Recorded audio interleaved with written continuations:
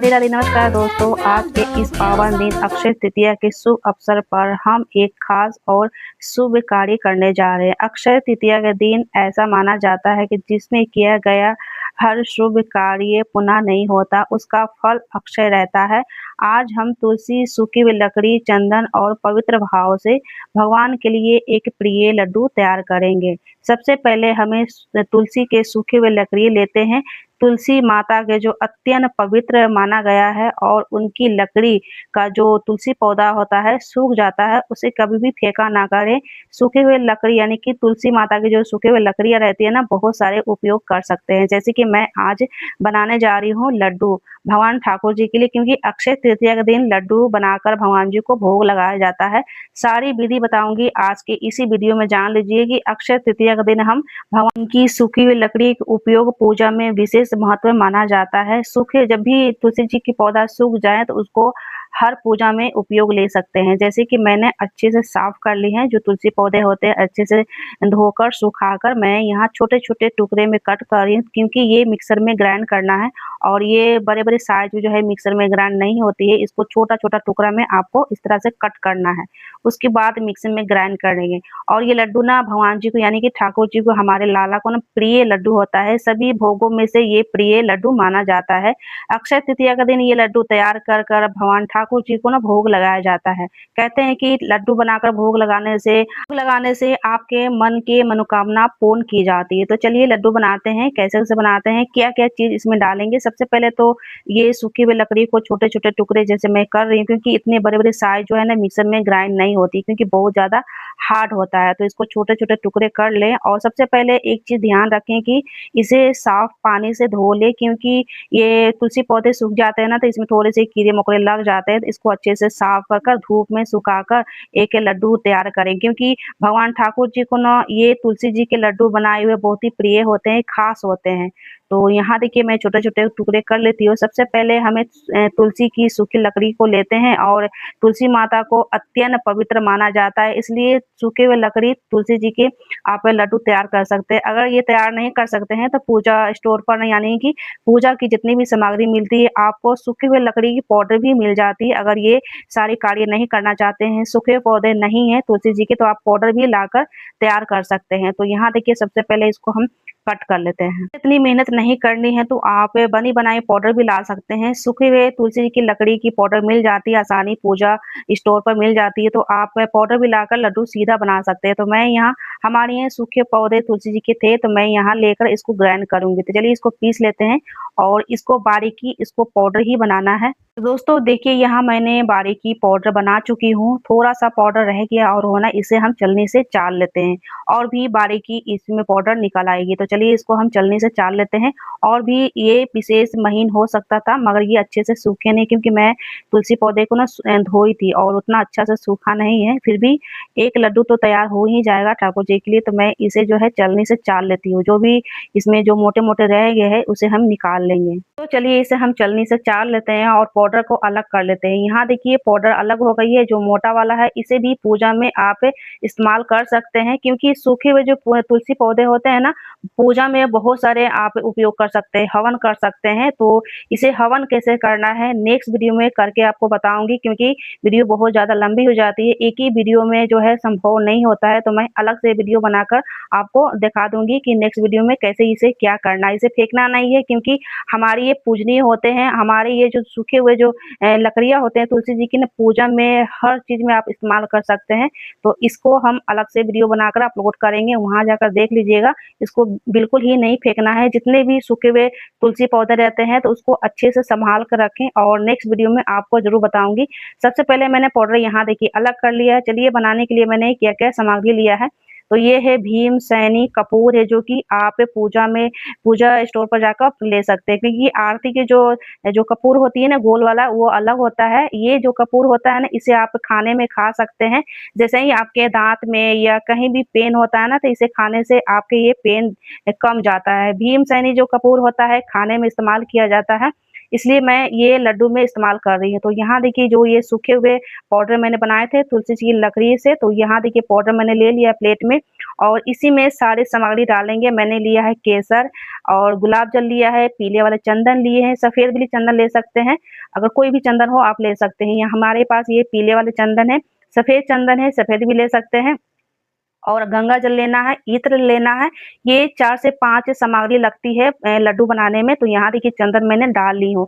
तो चंदन पीले, सफ़ेद ले सकते हैं। तो चलिए यहाँ मैं डाल दी हूँ चंदन और गुलाब जल डालेंगे, बस 2-3 बूंद डालना है क्योंकि ज़्यादा नहीं डालना है, गीला हो जाएगा। लड्डू बनाना है आपको तो यहाँ देखिए इत्र डालेंगे, कोई भी इत्र ले सकते हैं।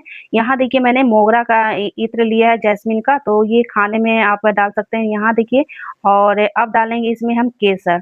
केसर आप सभी को पता है कि कितनी महँगी होती है, फिर भी आप 4 से 5 डंडी ले सकते हैं, इसमें डालेंगे, केसर डालेंगे। और ये अच्छे ब्रांड वाला ये केसर है जो कि आप खाने में डालते हैं ना, खीर में डालते हैं, हलवे में डालते हैं, वही ये केसर है। तो बस इसमें हम डाल देंगे 1 चुटकी केसर डाल देंगे। केसर डालने से, इत्र डालने से, गुलाब जल डालने से खुशबू ही लड्डू में आने लगता है और ये सारी चीज़ डालते-डालते इतना खुशबू आ रहा था, अभी बनाना बाकी है, बनाते समय तो और भी खुशबू आएगा। तो ये है भीम सैनिक कपूर है जो कि इसी कपूर को लड्डू में डाला जाता है और भी कोई कपूर नहीं डाला जाता है। तो क्योंकि ये कपूर जो है खाने में इस्तेमाल होता है इसलिए मैं इसमें डाल रही हूँ। 1 चुटकी हम डालेंगे, थोड़ा-सा टुकड़ा डालेंगे, इसमें भीम सैनिक कपूर डालेंगे, इसमें डालेंगे अब गंगा जल।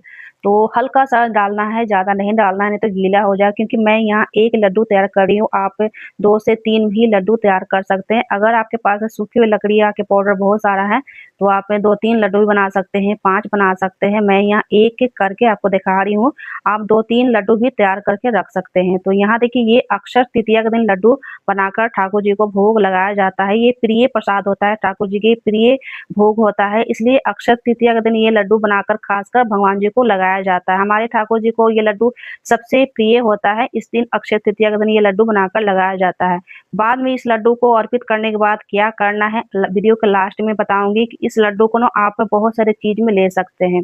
तो ठाकुर जी को तो मैंने यहाँ भोग लगाऊँगी, तो इसे लगाने के बाद क्या करना है वीडियो के लास्ट में बताऊँगी। तो सबसे पहले लड्डू को ना गोल शेप देना है, जैसे भी शेप दे सकते हैं। तो यहाँ देखिए एक ही लड्डू बना है क्योंकि मैं वीडियो बनाना था तो आप सभी के साथ दिखाना था, मैं यहाँ 1 लड्डू तैयार कर रही हूँ। अक्षय तृतीया के दिन आप 2-3 भी लड्डू बना सकते हैं, जैसी आपको व्यवस्था हो जाती है। तुलसी पाउडर यानी कि सूखी हुई लकड़ी की तुलसी पाउडर ज़्यादा विशेष है तो आप 2-3 लड्डू भी बना सकते हैं। यहाँ देखिए जो हाथ में लग गया बहुत सारा, इसे भी आपको डायरेक्ट धोना नहीं है, कैसे इसको धोना है मैं वीडियो के लास्ट में बताऊंगी। सबसे पहले लड्डू मैं यहाँ तैयार कर लेती हूँ। दोस्तों यहाँ देखिए लड्डू बनकर रेडी हो गई है और सुंदर सा लड्डू बन गया है हमारे गोपाल जी के, बाल गोपाल ठाकुर जी के लिए। जितने भी आपके घर में गोपाल जी है सभी के ये लड्डू भोग लगा सकते हैं। तो मैंने 1 तैयार किया है, आप 2-3 भी तैयार कर सकते हैं। तो चलिए जो हाथ में लगा हुआ है ना, इसे हम क्या करेंगे, ऐसे ही आपको जो है सींग में हाथ नहीं धोना है। जो हाथ में आपके चंदन के लड्डू जो बनाए हैं ना, ये आप ठाकुर जी को नहाने में इस्तेमाल कर सकते हैं। तो मैंने ठाकुर जी को यानी कि बाल गोपाल को, अपने गोपाल जी को ना बैठा दिया स्नान कराने के लिए। जो हमारे हाथ भी लगे हुए हैं, हाथ में हमारे ये केसर का स्मेल है, तुलसी जी का स्मेल है और चंदन का स्मेल है, गंगा जी का स्मेल है, केसर का स्मेल है, इत्र का स्मेल है क्योंकि मैं इसी हाथों से बनाई थी लड्डू ठाकुर जी के लिए। तो इस तरह से आप अक्षय तृतीया के दिन जब लड्डू बनाएँ तो जो हाथ में आपके लेपन लगे हुए हैं, जो चंदन का स्मेल है, केसर का स्मेल है, तो हम अपने बाल गोपाल को इसी हाथों से जो है स्नान कराऊँगी नहीं, यानी कि इनके बॉडी पर चंदन का लेपन लगाने के बाद, मसाज करने के बाद हम स्नान करा देंगे। देखिएगा बाद में जब स्नान के बाद हमारे गोपाल जी कितने चमक जाते हैं, यानी कि सुंदर लगने लगते हैं देखिए स्नान के बाद, क्योंकि हमारे हाथों में ना चंदन, केसर, कपूर, इत्र, गंगा जल, गुलाब जल सभी चीज़ों का हाथ में हमारा, क्योंकि इसी हाथों से मैंने लड्डू बनाया है और इसे मैं ऐसे ही धोना नहीं चाहती थी। मैं सोची कि क्यों ना अपने गोपाल जी को इसी हाथों से इनको स्नान कराती हूँ और बॉडी मसाज करती है ताकि इनको भी शरीर में ठंडक महसूस हो।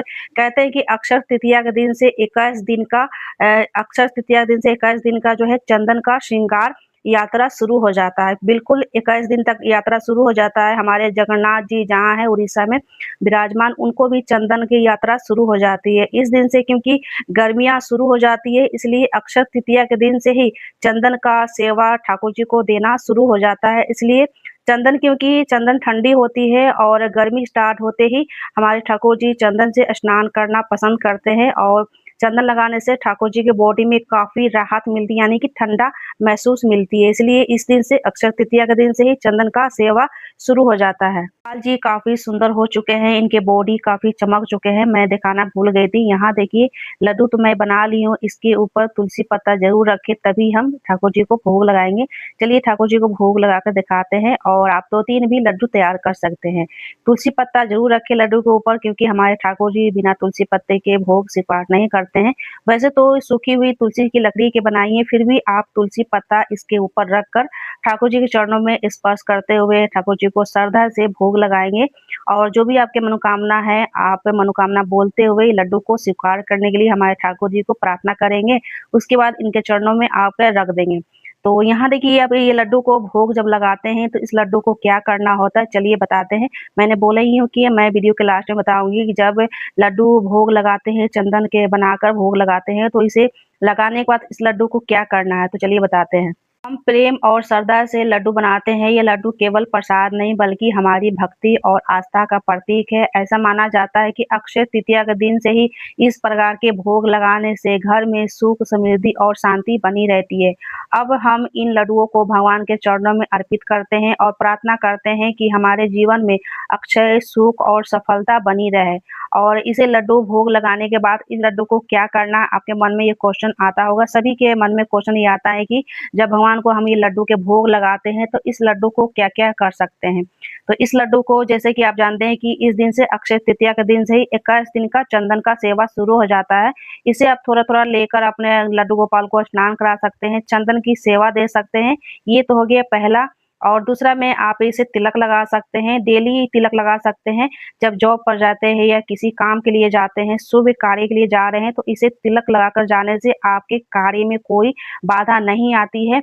ये लड्डू का बहुत ही महत्व है और खाने में ले सकते हैं जैसे कि आपके घर में लहसुन प्याज नहीं बनती है तो तभी आप इस लड्डू को खाने में डाल सकते हैं। पूरे 21 दिन तक खाने में डाल के खाने से आपके मन में जो विचार आएँगे, अच्छे से विचार आएँगे और जो नकारात्मक होती है वो दूर होती है। जब आपके घर में लहसुन प्याज बने तो ना डालें। आप ये हो गया दूसरा, लहसुन प्याज बनती है तो खाने में बिल्कुल ना डालें क्योंकि इसमें माता तुलसी जी की सूखी हुई लकड़ी से बनाई हूँ और तो इसलिए लहसुन प्याज बनती है तो खाने में इस लड्डू को ना डालें और बिना लहसुन प्याज के बनती है तभी खाने में डालें। तो 21 दिन तक खाने में डालकर सेवन कर सकते हैं, लहसुन प्याज बनती है तो नहीं डालें और इसे आप ना स्नान करते हैं, पूजा करते हैं, स्नान करने के बाद पूजा करने आते हैं तो अपने जिह्वा पर रखकर सेवन कर सकते हैं। तो इस तरह से आपको ये नियम लेनी होती है। उसके बाद आप तिलक लगाकर घर से निकले, तिलक लगा सकते हैं, 21 दिन की सेवा दे सकते हैं ठाकुर जी को इसी चंदन से और ये सारे कार्य करना होता है। इस लड्डू को इस तरह से अपने घर में इस्तेमाल कर सकते हैं क्योंकि ये लड्डू सबसे प्रिय हो जाता है और शक्तिशाली हो जाता है क्योंकि हमारे ये जो लड्डू है ना, हमारे ठाकुर जी के चरणों में स्पर्श करते हुए इसलिए ये शक्तिशाली लड्डू हो जाता है और अपने खाने में, तिलक में, स्नान में ले सकते हैं। तो ये थी वीडियो के लास्ट में ये महत्वपूर्ण बातें जो कि आप इस लड्डू को इस तरह से अपने पूजा में ले सकते हैं। और ठाकुर जी को जितने भी बाल गोपाल हैं सभी को इस चंदन के लड्डू से स्नान करा सकते हैं, तिलक लगा सकते हैं जो कि मैंने सभी जानकारी इसी वीडियो में आप सभी के साथ मैंने साझा किए हैं। दोस्तों ये थी अक्षय तृतीया की ठाकुर जी की प्रिय भोग लड्डू आप सभी के साथ मैंने साझा किया है। वीडियो आपको कैसी लगी है कमेंट बॉक्स में ज़रूर करके बताना, आपका कमेंट का मुझे इंतज़ार रहेगा। आप सभी को अक्षय तृतीया की हार्दिक शुभकामनाएँ। जय हरि, जय तुलसी माता। वीडियो पसंद आए तो लाइक, सब्सक्राइब ज़रूर कीजिएगा, अपने फैमिली मेंबर में शेयर ज़रूर कीजिएगा। मिलते हैं नेक्स्ट वीडियो में, तब तक के लिए राधे राधे।